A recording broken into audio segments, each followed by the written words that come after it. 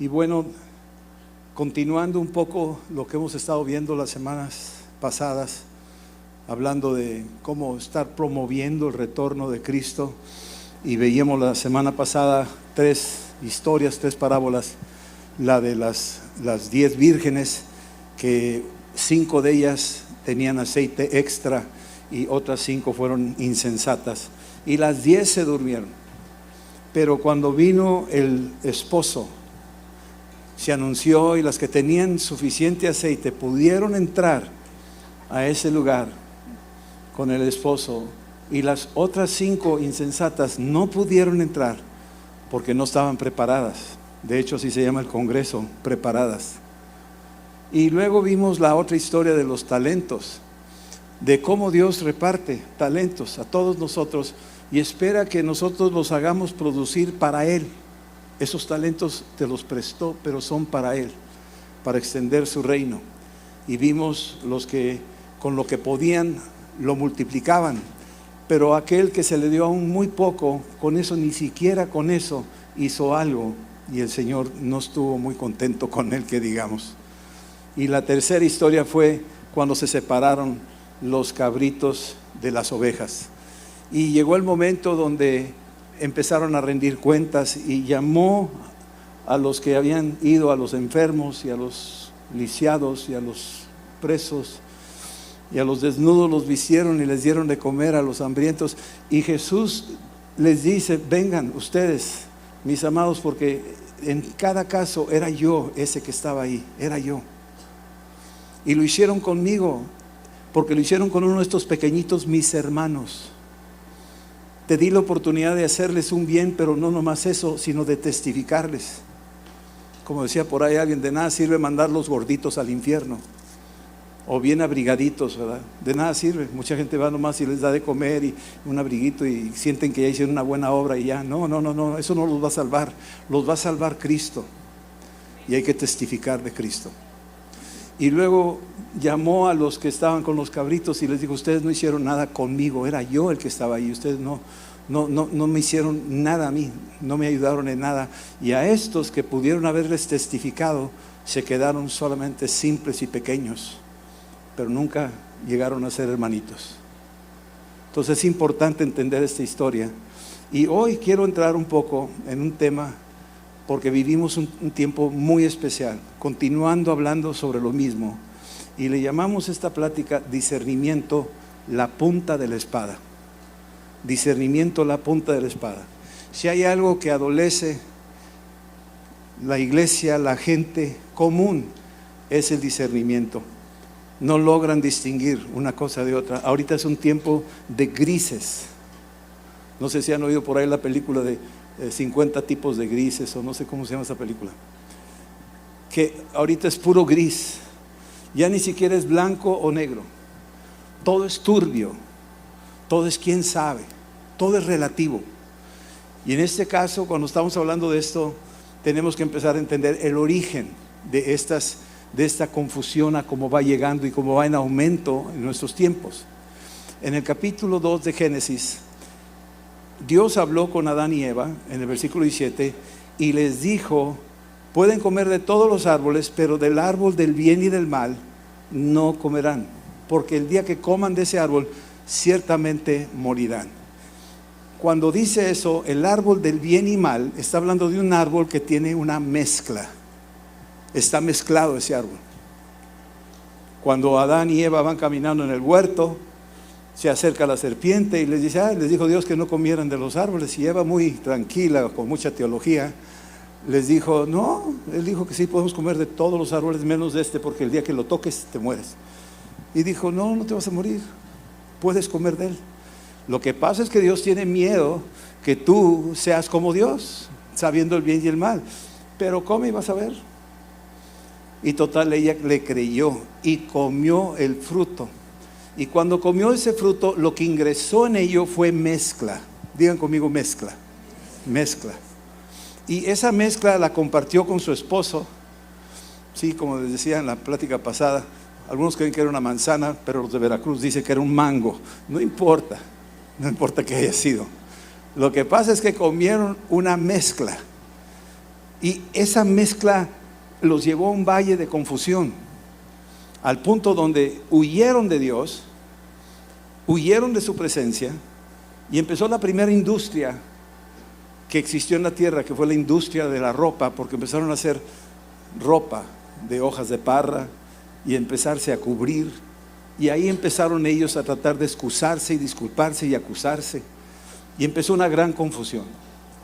A partir de ahí, esa revoltura empezó a presentarse cada día más a lo largo de la historia de la humanidad, de tal manera que el hombre empezó en su confusión a adorar el sol, a adorar la luna, a adorar los ríos, a adorar gente, a adorar estatuas, a adorar figurillas, inventar dioses, les ponían nombres, una gran mezcla. Porque sí, querían adorar a Dios, pero estaban adorando a Dios equivocadamente. Sí, querían buscar a Dios, pero se topaban con otras cosas y empezaron a hacer sus propias ideas, al punto donde toda esa mezcla empezó a hundirlos, empezó a alejarlos más y más del Señor. Y Jesús, más adelante, en el libro de Mateo, si quieren ir por favor ahí, platicando con sus discípulos, empieza... Después de estos temas que estoy tratando de poner como plataforma, Jesús empieza a atacar o a poner en claro algo muy importante a sus discípulos. Capítulo que dice aquí, capítulo 13, Jesús les habla de una parábola. Él hablaba por parábolas para explicar con la gente, trataba con gente del campo, gente que conocía cómo era el trigo, gente que conocía cómo era la cizaña. Y esta historia de la parábola del trigo y de la cizaña, versículo 24 del capítulo 13, le refirió una parábola diciendo que el reino de los cielos es semejante a esto: un hombre que sembró buena semilla en su campo, pero mientras dormían los hombres, vino su enemigo y sembró cizaña entre el trigo y se fue.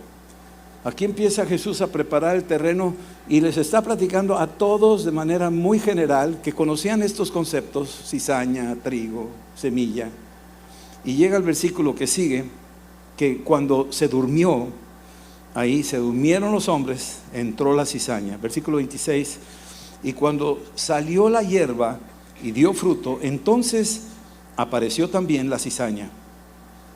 Y dieron entonces los siervos del padre de la familia y le dijeron: Señor, ¿no sembraste buena semilla en el campo?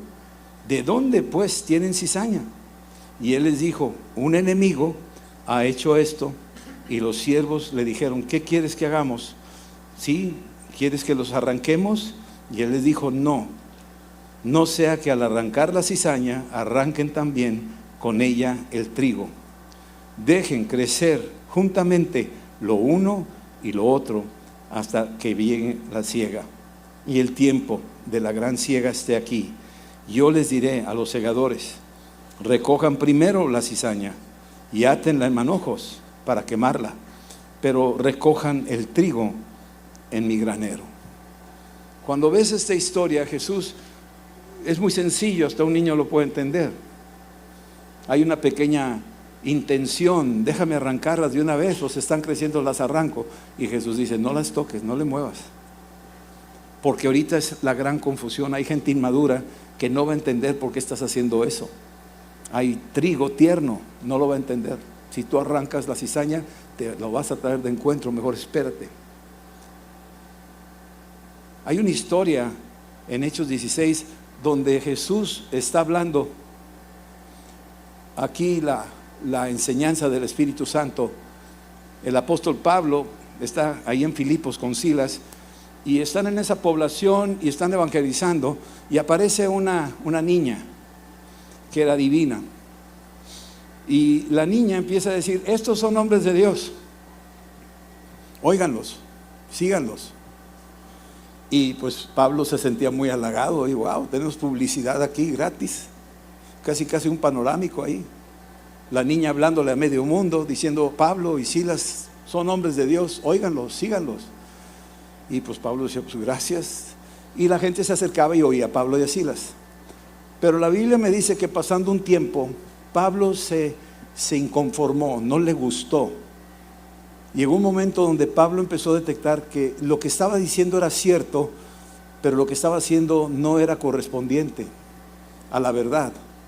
Y esta niña estaba diciendo las cosas que sí son verdad, eran hombres de Dios, estaban enseñándoles el camino de Dios, pero al mismo tiempo, después de decir eso, dice: los espero allí en mi oficina para la adivinación. Ya saben que yo puedo leerles la mano, el futuro, no dejen de venir. Y entonces ella combinaba dos funciones, una verdad y una mentira. Y el apóstol Pablo dice: y no agradándole al apóstol Pablo, cuando ya asomó la cabeza ese espíritu de Pitón, porque eso es lo que es, así se le llama, espíritu de adivinación, es el espíritu de Pitón. Cuando asomó la cabeza y ya se descaró totalmente, el apóstol Pablo le dijo: suéltala, sal de ella. Y pum, salió y fue liberada. Esta ilustración para nosotros es también muy importante, porque a veces no sabemos distinguir, no podemos discernir con mucha facilidad. Si al apóstol Pablo se le estaba yendo y la tuvo que esperar un tiempo hasta entender cuál era, menos para nosotros si no somos constantes en la palabra. Ahora, cuando comparamos la cizaña con el trigo, se parecen en el principio, son muy parecidas, y cualquiera que los vea lo vas a dejar crecer, porque no pasa nada, son lo mismo, es la misma cosa. A veces nosotros confundimos, no, son igual, son hermanos, así les dicen algunos. Se parecen mucho, hablan de Dios, tienen su Biblia, hablan de Jesús, se dicen cristianos, pero cuando te vas acercando poco a poco, empiezas a darte cuenta que a lo mejor ya no es exactamente el Dios del que estamos hablando. Están hablando de otra cosa, están leyendo otro libro, están enfatizando otros nombres, y empiezas a discernirlo, y si no corres a tiempo, te va a enredar y te va a jalar a ti también. Entonces, cuando vemos esto, que está creciendo el trigo y la cizaña, cualquiera diría: pues se corta todo igual y se hace ahí algo de ello. Sin embargo, la cizaña tiene un problema. La cizaña es tóxica y mortal. Si no la distingues y si no la discriminas, puede costarte la vida eterna. ¿Sí estamos entendiendo? El trigo lo que genera es pan de vida. La cizaña no te va a dar un pan de vida, te da un pan intoxicado, y necesitas discernir cuál es cuál para que no te falle.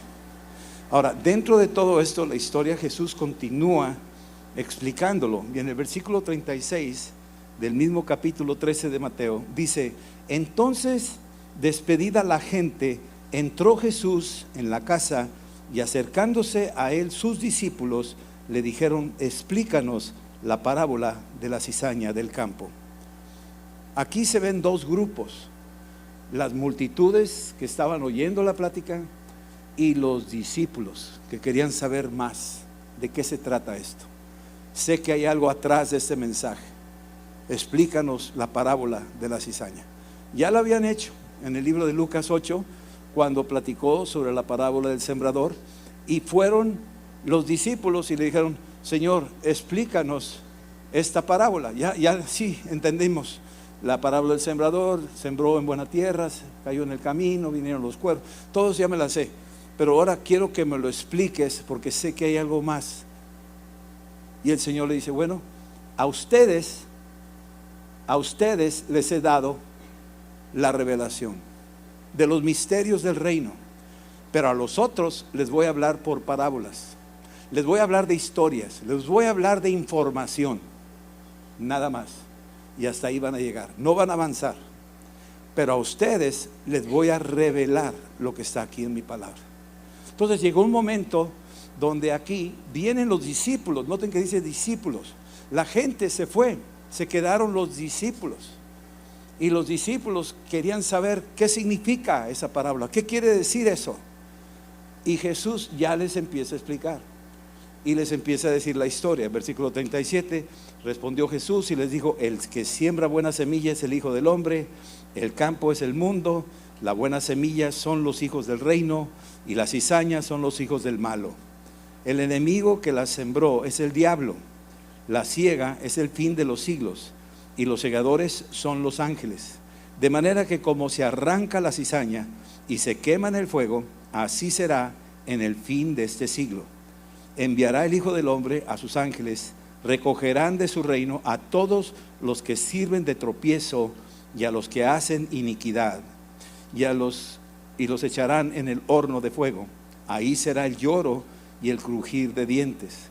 Entonces los justos resplandecerán como el sol en el reino de su Padre. El que tiene oídos para oír, oiga. Es que Jesús ahora les da mayor precisión, les da más claridad, les da el discernimiento para saber cómo es que opera este reino de mezcla. Y podemos decir que sí, existe ese reino de mezcla.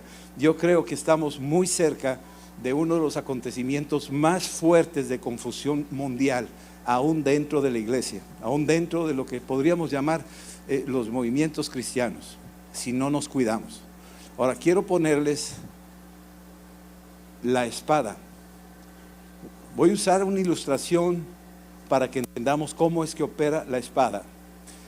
Nosotros sabemos en Hebreos 4:12 que la espada la palabra de Dios es espada. Este libro es una espada del Espíritu, más cortante que toda espada. Si yo uso la ilustración de una espada, lo que es el puño de esta espada lo maneja el Espíritu Santo. El autor de la Biblia es el Espíritu Santo. No es autor hecha por hombres, es el Espíritu Santo. Tú tienes que tener bien claro quién maneja la Biblia. Es el Espíritu Santo. ¿Quién inspiró la Biblia? Fue el Espíritu Santo. Por eso el cielo y la tierra pasarán, pero las palabras de Jesús jamás pasarán, porque vienen de la boca de Dios.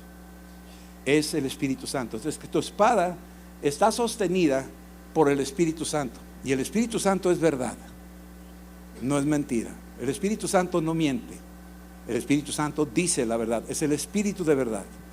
Ahora, cuando tú ves lo que viene siendo la guarda, o todo lo que es en sí la vaina de la espada, hay una parte gruesa, muy gruesa. Puede ser que existan otras denominaciones cristianas. Básicamente distinguimos cuáles son las realmente cristianas: las que leen la Biblia que los judíos leen, el Antiguo Testamento, el libro de los judíos. Ese libro está en tu Antiguo Testamento, no tienen otros libros. Los deuterocanónicos no lo leen los judíos, nosotros por eso no los tenemos ahí. Leemos los libros que leen actualmente, la Torá y la Tanaj, lo que lee el pueblo de Israel, porque la Biblia viene de los judíos y la salvación viene de los judíos. Y el Nuevo Testamento, la mayoría tiene el mismo Nuevo Testamento, no me importa qué, pero la mayoría lee lo mismo. Sin embargo, tú ves que todos tienen como plataforma la palabra de Dios. Número 2, tienen a Jesucristo como el Salvador. Nadie más te puede salvar, es Jesucristo. Te salva Jesús, el que murió en la cruz y resucitó a los muertos. Nada ni nadie te puede salvar. No hay otras personas que entran en la corredención o la salvación. Solamente Jesús. Él es el Salvador del mundo. Él es el Cordero de Dios que quita el pecado del mundo. Nadie más te lo quita, es Él. Y esta es la realidad de que Jesús es Dios. Esa es una plataforma básica, que Dios se hizo hombre y habitó entre nosotros. Jesús es 100% Dios, 100% hombre. Esa es la realidad.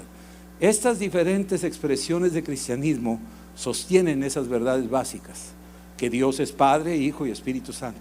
Es básico, esos son principios, ¿sí? Y también sostienen, algunos con un poco de énfasis y otros no tanto, con las cosas del Espíritu Santo: que el Espíritu Santo es Dios, que el Espíritu Santo ha enviado Dios para que se equipe la iglesia con los dones del Espíritu. Algunos de estos grupos cristianos no creen mucho en eso, lo hacen a un lado. otros sí le dan bastante énfasis a eso. Entonces estamos hablando de la misma vaina, la palabra, Jesucristo y el Espíritu Santo. Pero si te das cuenta, en la medida que se va acercando, la punta es la más peligrosa de todas, y la punta es el libro de los Hechos.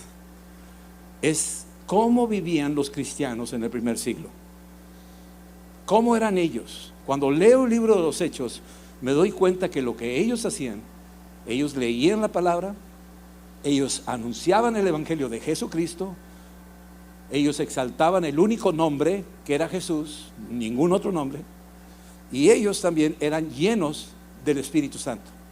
A donde iba había sanidades, liberaciones, los demonios salían, la gente se convertía. Ese es el libro de los Hechos, esa es la punta de la palabra de Dios. Es mortal para el diablo. El diablo no la aguanta, no quiere una iglesia del libro de los Hechos. ¿Sí me están entendiendo? Entonces nosotros, cuando vemos históricamente la iglesia, nos damos cuenta que hay muchas cosas en el camino y muchas expresiones diferentes, pero a veces perdemos de vista cómo fueron los cristianos del primer siglo, qué era lo que ellos hacían, cómo era que ellos vivían, en qué creían y qué forma, qué efectos hicieron ellos. Esa es la iglesia del primer siglo. Al pasar los siglos, se fue metiendo tradiciones humanas, ideas, énfasis, y poco a poquito se fue perdiendo el filo de la espada, se fue perdiendo la punta de la espada. Y lo que estábamos tratando de hacer aquí es rescatar la punta de la espada, porque esa es la parte más peligrosa para el adversario. Por eso promovemos el libro de los Hechos, que lo leas y veas cómo eran ellos en el primer siglo. Ahora, vamos a cambiar la espada por la espada del adversario, del malo. Imagínate que ahora esta es la espada del maligno. Lo que es el puño lo maneja Satanás, el padre de mentira. Él también tiene su espada. Acuérdense que se enfrentó con Cristo en el desierto, y cuando Jesús ponía la palabra, Satanás también ponía la palabra, y había una lucha entre espadas. Jesús decía escrito está, y el diablo también decía escrito está. Él usaba su espada, nada más que su espada es de vidrio y la espada de Jesús es de puro acero, templado, que cuando se cruzan, si tú tienes la espada de acero, pum, quiebras la espada pero sigue siendo peligrosa, aunque sea de vidrio. ¿Sí estamos entendiendo? Entonces, ahora tenemos en la vaina, sí, expresiones diferentes de diferentes religiones en el mundo, y tienes que checarlo a la luz de la palabra. Por ejemplo, el budismo no creen en la Biblia, no creen en Jesús, creen que es un iluminado, no creen en el Espíritu Santo. Entonces, esa es la parte gruesa. Musulmanes tienen su Corán, no creen en la Biblia, hablan de Jesús, pero es otro Jesús. El de ellos no murió en la cruz, es otro Jesús. Entonces no es. Entonces están dentro, manejados por una fuerza espiritual, donde todas estas multitudes de millones de personas, como decíamos, están ocupadas por las tinieblas, el maligno. Nosotros vivimos en eso en México, y entonces vamos viendo estas diferentes expresiones que niegan la palabra, niegan a Jesucristo y niegan al Espíritu Santo. Y en la medida que vamos avanzando, el enemigo sabe que ya hay muchos de nosotros que nos estamos convirtiendo a Cristo. Estamos leyendo la Biblia, estamos acercándonos al Espíritu Santo y estamos llenándonos, estamos buscando ser como el libro de los Hechos. Y el enemigo dice, se me quieren escapar, pues les voy a decir cómo lo hago yo. Él también va reduciéndose y se va disfrazando cada vez más parecido a nosotros, parecido al libro de los Hechos. Cada vez más, ya no leen otras cosas, tienen sus propias Biblias, hablan de Jesús, tocan a la puerta, dicen somos cristianos, y hay gente incauta que abre la puerta. Y se van entrando, cada vez más se van acercando, se van pareciendo más, y van diciendo, no, ya nosotros ya no, es más, ya no tenemos imágenes, ya no tenemos ídolos, estamos igual, somos iguales. Y uno cree que están hablando el mismo idioma, pero en la medida que se va reduciendo, Se está acercando el fin. El fin quiere decir Cristo ya viene pronto. El enemigo se va a disfrazar hasta donde le sea posible que se parezca lo más posible a nosotros, a los cristianos, al libro de los Hechos. Ese va a ser el punto de partida. Si no tenemos discernimiento para cuando nosotros entremos en batalla, algunos que salimos de aquellas corrientes de pensamiento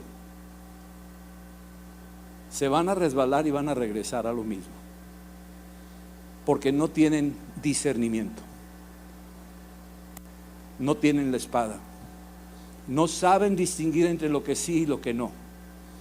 Para ellos es lo mismo, una aparición, constrúyeme un templo, y ahí se van a ir detrás de eso. ¿Sí estamos entendiendo? Pero si sucede una situación como lo va a hacer el adversario, se te va a aparecer como ángel de luz. Ya lo va a empezar a hacer para que tú creas que viene de parte de Dios. Y si tú no lo filtras con la palabra, con el nombre de Jesús y con el Espíritu Santo, se va a meter y va a destruir tu vida, porque Él es capaz de hacer apariciones también. Y te va a decir, constrúyeme un templo. Y tú vas a decir, oye, pues es bien bonito eso, no tiene nada de malo. Y va a haber el famoso no tiene nada de malo, donde al final de cuentas nos van a llevar de encuentro. Estamos viviendo un tiempo donde el Espíritu Santo está advirtiéndole a su iglesia: iglesia, prepárate, equípate, no seas de la muchedumbre, sé de los discípulos. Acércate, pregúntale a Dios, convive con la palabra, medita en ella, para que no caigas en el error, porque tenemos muchos. Otros van a llegar con que tienen otros libros ya tienen otros libros que puedes leer además de la Biblia. Van a empezar a menospreciar la Biblia.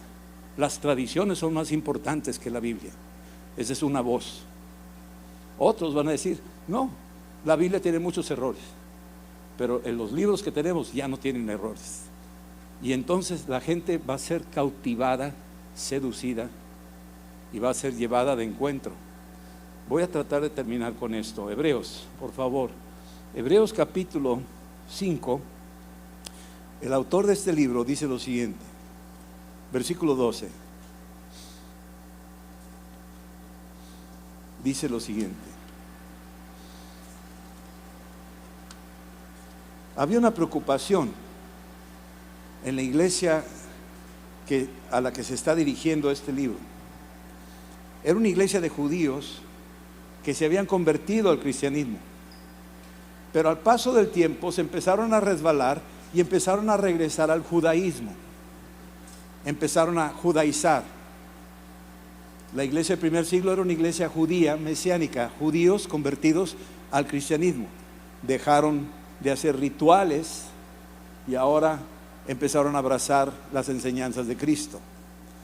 Bueno, aquí el autor está diciendo lo siguiente, versículo 12, capítulo 5, 12, dice: debiendo ser ya maestros, después de tanto tiempo, tiene necesidad que se os vuelva a enseñar cuáles son los primeros rudimentos de la palabra de Dios. Este grupo podría haber tomado todos los cursos y seminarios, pero se perdieron en el camino. Dejaron la enseñanza de la sana doctrina, dejaron la palabra de Dios. Y entonces aquí está diciendo, me da la impresión que necesitan volver a leer la Biblia. Necesitan los primeros cursos básicos para entender los principios, los fundamentos. Y dice aquí, ustedes necesitan leche, no pueden tolerar el alimento sólido. Versículo 13: todo aquel que participa de la leche es inexperto en las palabras de justicia, porque es niño. Los niños son fácilmente engañados, fácilmente son llevados por vientos de doctrina. Y la gente se puede ir con la finta. Puede venir un súper ungido donde tú vas a ver que puede hacer milagros y cosas increíbles, y nada más por eso tú no te importa si es casado, es divorciado, si es homosexual o no, pero mira lo que está haciendo, te vas a ir con eso. ¿Me estás siguiendo? Y si no filtras, te van a comer el mandado. tienes que discernir. Tienes que tener la punta de la espada bien afilada. ¿Cómo le hacían en el siglo I? ¿Cómo eran ellos? ¿Qué hacían ellos? Versículo que sigue, versículo 14. El alimento sólido es para los que han alcanzado madurez. Estamos hablando de madurez. Para los que ponen en uso, tienen los sentidos ejercitados. Los sentidos ejercitados quiere decir que tú estás familiarizado con la palabra de tal manera que es como un billete falso y tienes un billete verdadero. Y cuando ves el verdadero y lo conoces al verdadero y te comunicas con el verdadero y tienes una comunión con el verdadero, cuando te presentan el falso, brota rápidamente, porque con el verdadero puedes distinguir lo que es falso.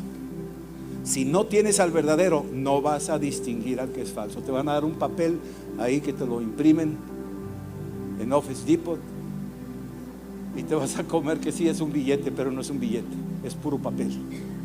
Es un billete falso. Te tienes que familiarizar con la verdad, y la verdad es Cristo, y la verdad es la palabra, y el Espíritu Santo es el Espíritu de verdad. Entonces aquí dice que ejercitados en el discernimiento del bien y del mal, ejercitados en distinguir que el árbol de la mezcla que le pegó a Adán y Eva y que ha estado totalmente enredado en confusión y mezcolanzas, ahora que estás en Cristo, tú mismo vas a decir: yo también me enredé con tanta mezcla. Cuando vino Cristo a mi vida, empecé a darme cuenta, examinándome por la palabra, que había cosas que yo hacía, pensaba que eran buenas, que estaba bien, que no tenía nada de malo y quería defender.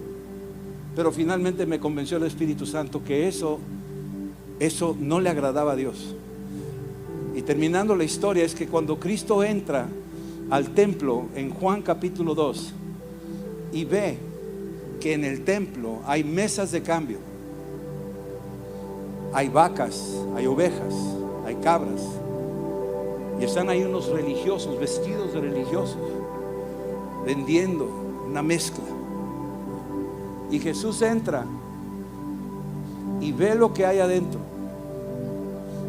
Esas mesas de cambio eran para cambiarles el dinero a los extranjeros judíos que venían al templo a celebrar las fiestas. Y entonces ahí eran las primeras casas de cambio. Y hacían sus tranzas. Les cambiaban monedas extranjeras por monedas del templo. Pero no solo eso, como no podían trasladarse con borregos y ovejas para los sacrificios, aquí tenían su negocito también de ovejas y borregos y hacían su negocito ahí. Pero Jesús entra al templo y están las vacas haciendo sus cosas en los atrios del templo, y están las ovejas y están los cambistas y están viendo que la casa de Dios no se estaba usando como debería de ser usada. Se indignó de tal manera que Jesús hizo un látigo. Yo nunca me imaginé que Jesús se enojara, pero sí se enoja. Muchos dicen que el Dios del Antiguo Testamento es muy duro y el Dios del Nuevo es puro amor. Pues lee bien Apocalipsis para que veas lo que te va a esperar. Lee bien y te vas a dar cuenta que no es que no sea amor. Dios es amor, pero Dios es justicia y con Él no se juega. ¿Sí estamos entendiendo? Entonces Jesús viene y vuelca las mesas, se indigna. ¿Cómo es posible que tengan esto? Me están mezcolando la santidad de mi casa con basura, con idolatría, con engaño. ¿Cómo? Y los sacó a todos. Estaban asustados. El sistema religioso se asustó ante ver la seriedad del amor de Cristo por su casa. ¿Sabes que tú eres su casa? Y cuando vino Cristo a mi casa y vio mis mesas de cambistas y las vacas y los bueyes y la mugre y la basura que yo tenía, ¿sabes lo que hizo? Dijo: no, va para afuera todos, porque mi casa será llamada casa de oración, casa de santidad, casa de pureza, casa de integridad. Vas a sacar todo aquello que está dentro de ti, lo tienes que sacar, lo tienes que confesar, te tienes que arrepentir. Sácalo, sácalo, sácalo. Porque si no, no vas a tener discernimiento. No vas a poder distinguir. Cuando venga el enemigo, te va a engañar a ti y a los tuyos. Y eso fue lo que hizo Jesús. El celo de tu casa me consume. El celo de tu casa me consume. Así lo dice ahí en Juan capítulo 2. Ese celo lo consumía él. Ese amor por la verdad y nada de mentiras, por más bonitas que sean, por más doloroso que te toque. A mí fue muy doloroso tumbar cosas de mi casa que ofendieron a mis padres, pero yo quería agradar a Dios. Y me costó la relación con ellos por un tiempo. No entendían lo que yo estaba haciendo, pero yo dejé que Jesús entrara y volcara las mesas. Y mis padres no entendían. Ellos tenían sus propias mesas. Dice: ¿por qué tiras tu mesa? Mira, nosotros las hemos tenido por siglos, estas mesas de cambistas. No, papá, no es así. La escritura dice esto. Pero no es para tanto. No seas tan radical. Es que el celo de la casa del Señor me consume. Nadie dijo amén. Pero el celo de la casa del Señor me consume. ¿Sí me entiendes eso? Te debe de consumir el celo de la casa del Señor. Amar al Señor, tener celo por Él y decir: Señor, perdónanos. Te hemos traicionado, te hemos negado, te hemos ofendido, hemos abierto la puerta a la mezcolanza, a las vacas y los bueyes y toda la basura que ha entrado. Por más bonita que sea esa vaca, no debe de estar ahí adentro. ¿Sí están entendiendo? Se tiene que ir todo eso. Dios quiere una iglesia preparada cuando Él venga. Te quiere encontrar preparado cuando Él venga, sin mesas de cambio, sin mezcolanza, vigilantes, cuidando la palabra, exaltando a Cristo y llenos del Espíritu Santo. Estas tres cosas: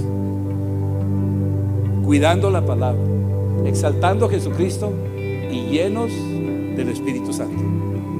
Con estas tres tumbas todo lo demás. Y entonces la punta de tu espada es la punta del libro de los Hechos. Es peligrosísima para el diablo y es lo que él menos quiere. Él no quiere que tú estés equipado. Él quiere que tengas una espada chata ahí, toda sin ningún filo, sin ningún poder. Eso es lo que él quiere, pero nosotros ya lo entendimos. Así es que el celo por tu casa me enardece. Me enardece, tengo un ardor en mi corazón. Amén. Ardo en tu presencia. Ardo en tu presencia. Ardo en tu presencia. Ardo en tu presencia. Ardo en tu presencia. Ardo en tu presencia. Ardo en tu presencia. Ardo en tu presencia. Tú eres sublime, Dios. Tú eres hermoso, Rey. Tú eres sublime, Dios.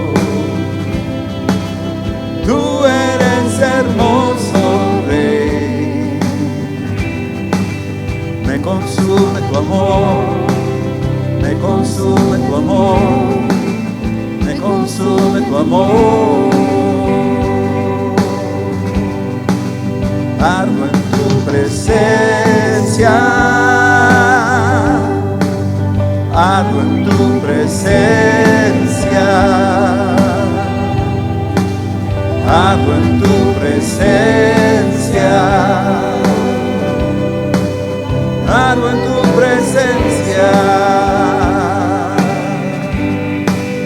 Ardo en tu presencia.